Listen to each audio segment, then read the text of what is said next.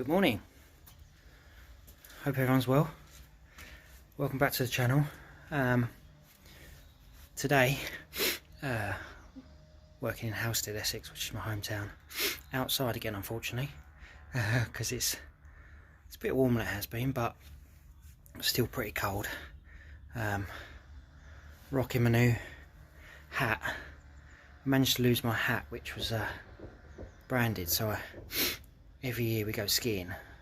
Little detracting from the work here, but every year I go skiing, I buy a new ski hat, and I like this brand. But a ski holiday's been cancelled this year, so I thought I'd buy a hat which matched colours. So matches that. So this is my new work hat. But anyway, today we're working in Halstead, putting a security light outside socket on a garage, and then an outside socket on the house. It's a new build estate that's sprung up in Halstead. So yeah, the customer wanted these things done. I was actually recommended to this customer by the next door neighbour, who I put some lights on their garage. So yeah, I'm working next door to where I was originally, and I'm doing these bits and pieces. So yeah, I'll show you what's involved. And so as you can see, I've already made a start. So what we're doing, we're putting a PIR security light up here. Customer wants it so when they get out their car down there, the light activates, but also it throws some light over the fence, because that top of that door there is a utility door, so light to go over the fence. So I'm mounting that quite high. And then so obviously it's supplied by this board, so it's TNCS, and we've got an armoured in here, which I think is 2.5, I think. So yeah, we've only got a very limited supply here, but this is they've exported the PME outside as well. So yeah, so what we're going to do is come off this board. For the light, we're going to have a switch here, so they can turn it off if they want to, and then we're going to run a bit of trunking up here next to this trunking, and then go up. Obviously my cable comes out there, so that's what we're going to do for the security light. For the socket, which is going to go on the side of the garage, but in the garden, which I'll show you in a minute, and come out of here, we're going to go down out the wall, and that's going to be mounted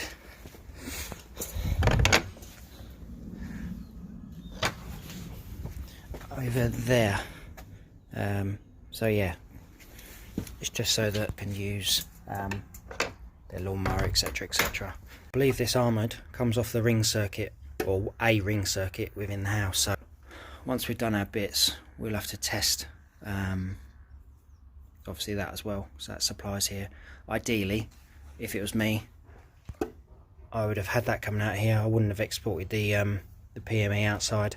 I would have added an earth stake, but that's what they've done here. Let's say this estate is probably only a year old.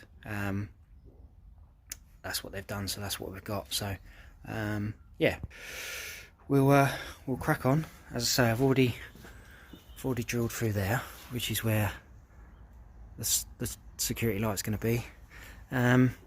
So yeah, we'll crack on with the other bits. And right, so what I've done here, I've put I've knocked the knock out at the top of the consumer unit. This grommet strip, it's not sitting completely flush, but it doesn't matter, because what I'm going to do is my pattress is going to sit there, and when the socket front's on, you're not going to see that gap. So yeah, the IP rating will be intact, although obviously what they've done here, they've stuck an open grommet in there.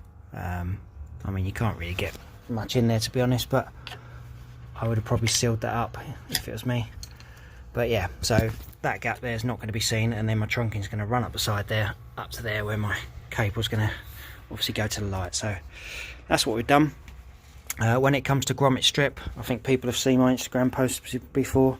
I use this mitre adhesive with the activator, spray it on, or put the glue on, spray the activator on, and then it activates it, and that grommet strip's going absolutely nowhere. So yeah.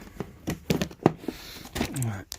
Cable clips, metal ones, this is what we're looking for. D clips for my trunking, drilled hole there. Obviously trunking's going to go inside, and then they go like that inside there to prevent premature collapse. So yeah, we'll have 2 of them. It's only a little run, so we'll have 2 of them up there. Just go inside that trunking, just to prevent that cable from collapsing in the event of a fire.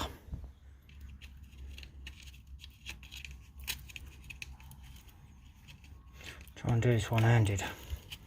It's not easy. There we go. Get that in position. There's my screw hole. Screw goes through into my plug. And then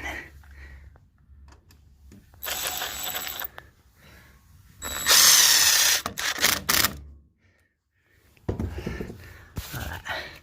Cable runs down the middle. These fold over. Prevents that from collapsing.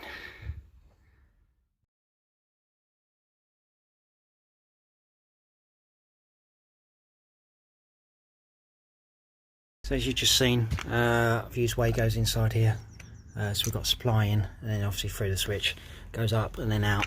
So I'm going to test that shortly. I've just screwed that back temporarily, but not properly, because I need to test behind it. So what I'm going to do is use this whisker 308. That's going to go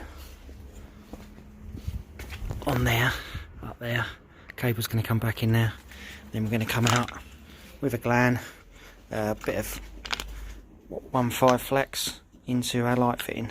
So yeah, we'll get this prepped and stick it up. Loads of stick a couple of videos ago from a mate of mine, who basically, when I was doing some outside lights, said, oh, on this YouTube video, all you keep on saying is I haven't got this on my van, I haven't got this on my van, because I was using some Nipex grips to do up the gland into a whisker. So today, Matt, I have the kit with me. So, gonna have that there. That's gonna go in there.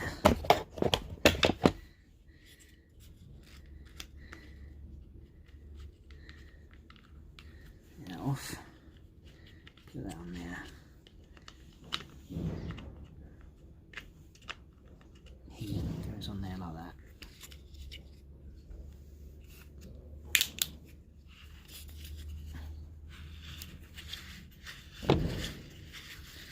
There we go. Nice and tight.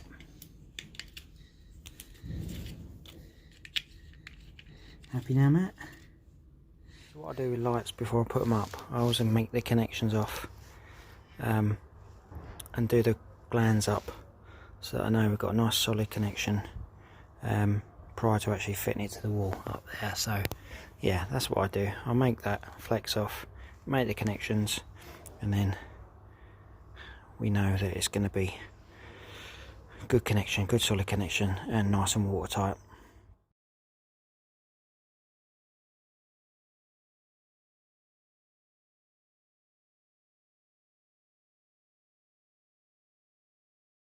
Right, so we jumped ahead a few steps because needed to get some bits done. So where we are is we've got the supply in for the outside socket now, which is just the other side of this wall.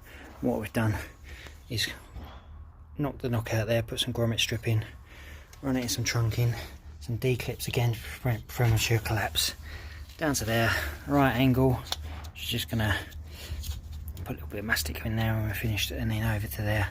Unfortunately we blew a bit of the brick out, but we put some filler in here later on, just to fill it back. But yeah, it doesn't really matter that much. So yeah, that goes through there, and then obviously comes out the other side. But when I come to put the outside socket on, obviously I'll take you over there and show you how I do it. But yeah, there we are at the moment. So outside sockets, I've always used these BG ones. BG gets a bit of a bad press, particularly for the fuse boards, because people can't put a lid, blah blah blah, and I think people associate them with the I think people associate them with people that dodge stuff, but I don't necessarily think that's always the case. I think some people that use this stuff do a good job. and I certainly have used these outside sockets for a while now and not had any issues. So yeah, I'll get this prepped. So what we do, drill out the drain plug in the bottom just in case we do get any moisture in there. What we're going to do, we're going to come through the centre bit here, and then we'll silicone that up once we've got our cable through so that no moisture can get in. There's my socket attached to the wall and my cable coming out. The thing I do like about these BG ones is you get these little moisture seals which go over the screw holes. They just push in there nicely like that and then just stay there. So yeah, and then I'm going to silicone around here to seal that up so we don't get any moisture through there, and then we'll make this off and then test it, connect it up and then test it.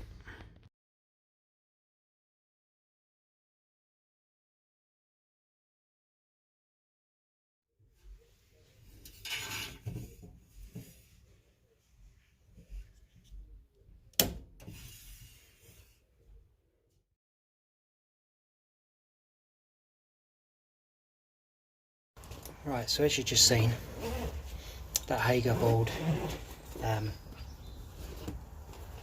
or the garage has a dedicated circuit off that board. So it's a 16 amp B16. So from the picture you've just seen, we've connected the R1, R2, and obviously we're going to do continuity test out here, and then we'll do the insulation resistance, etc, etc. So just getting the tester ready, and then we'll test. Right, so we'll go on to R1, R2,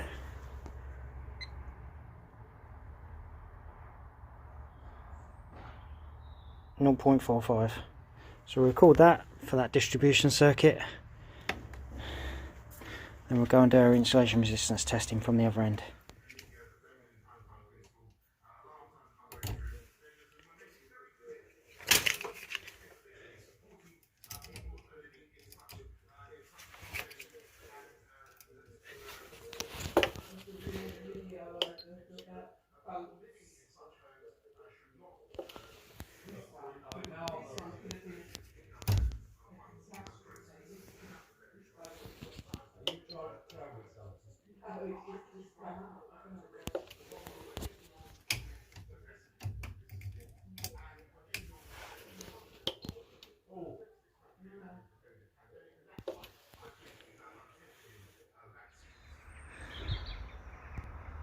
Right, so that's all tested.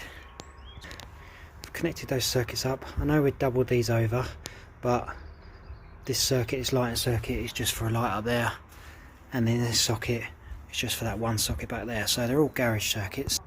Yeah, literally just spurring straight out the board, and obviously change this for a four-way when it's all part of the garage anyway. It just doesn't make sense. So yeah, it is what it is. And yeah, so we'll close this up now. Pretty much a wrap for this job.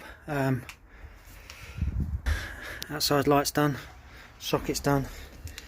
Yeah, PIR, there we go, all working nicely. Got to do a certificate for the customer and the invoice the job, but other than that, it's all good. Yeah, we've got more work to do here in a couple of weeks, so yeah, I'll probably record that one, but didn't intend to record this today, so it's been done on my phone. But yeah, if you as always, if you like the videos, give us a thumb up and subscribe. It obviously helps with creating a bit more of a following and helps the channel grow. So yeah, hopefully everyone's well, and we'll see you on the next one. Take it easy.